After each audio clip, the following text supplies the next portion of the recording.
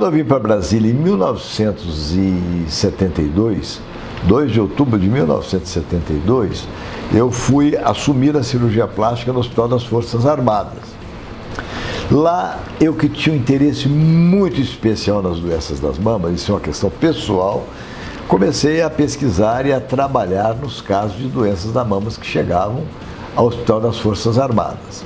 Eu já trazia comigo do Rio de Janeiro, do período que eu fiquei formado como cirurgião lá plástico entre 1970 até 72, eu trouxe alguma bagagem de vários casos de reconstrução mamária que eu teria tratado lá com técnicas ainda incipientes e que estavam começando a ser publicadas. Eu me lembro que quando cheguei aqui eu trouxe uma técnica da bipartição da mama. Se você amputa a mama de cá, a mama que sobe ela seria partida ao meio. E a metade de cá reconstrói a mama de cá e a metade de fora reconstrói a mama na área doadora. Eu trouxe isso em 1972, esses filmes ainda estão aí, ainda circulam nas minhas palestras sobre reconstrução mamária, como um efeito histórico e como um recurso técnico muito rico e muito interessante. Mas novas ideias foram surgindo, porque no campo das especialidades técnicas, o debate e a efervescência de ideias novas é fundamental no processo evolutivo. E começamos então a considerar as mamas chamadas mamas de alto risco. A mama de alto risco era aquela que os mastologistas diagnosticavam como sendo mamas que não têm câncer, mas tinha características que poderiam levar a supor que essa mama poderia, no decorrer da vida daquela paciente mulher, desenvolver um câncer de mama.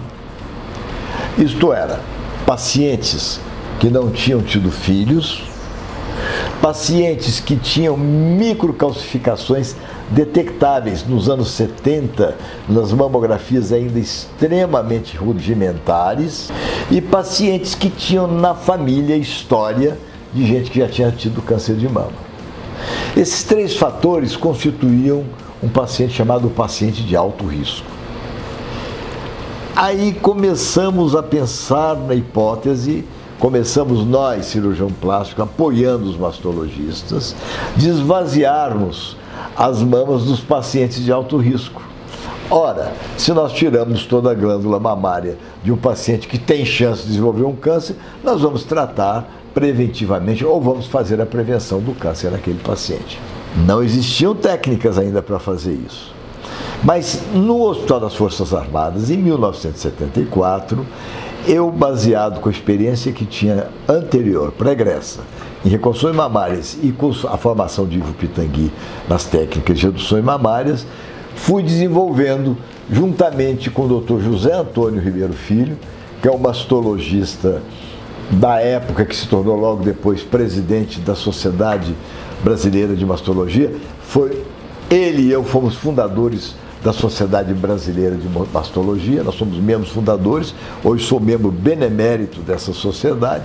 Então nós montamos um time que começou a trabalhar nas mamas de alto risco. Em 74 nós criamos alguns filmes que ainda estão em Super 8 e 16 milímetros de esvaziamento da glândula mamária, em que eu usava a técnica de Pitangui para poder reduzir a mama.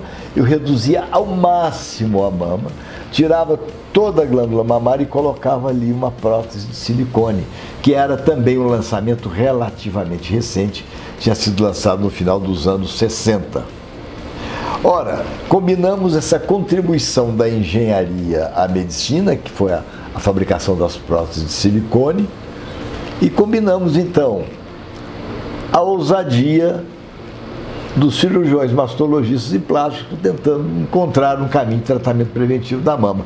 E foi aí que nós levamos ao Congresso Ibero-Latino-Americano em 76, 78, 79 ao Congresso de Mastologia e 82 na França, a técnica de esvaziamento glandular preventivo nos casos de pacientes com alto risco de câncer de mama. Essa técnica nós a desenvolvemos, ela evoluiu, foi amplamente difundida no mundo inteiro, depois ela encolheu um pouco Porque os mastologistas começaram a dizer assim, se você não, quando tira a glândula, você não tira toda a glândula, sempre sobra algumas células que ficam salpicadas no meio do tecido, próximo à pele. E é verdade, quando você faz uma mastectomia subcutânea ou uma adenectomia, você tira de 85% a 95% do tecido glandular. Então, começou-se a discutir se seria realmente válido ou não fazer o esvaziamento glandular antes do aparecimento do câncer. Mas a coisa evoluiu e hoje é um procedimento conhecido no mundo inteiro, amparado por todos os cirurgiões, sejam mastologistas, sejam cirurgiões plásticos, e é uma ideia consagrada de que se o paciente é um paciente de alto risco, ele deve se submeter à cirurgia preventiva de esvaziamento mamário e reconstrução imediata com o uso da prótese de silicone. Com alguns fatores que a modernidade nos trouxe. Primeiro, hoje nós temos como classificar com maior precisão o paciente de alto risco.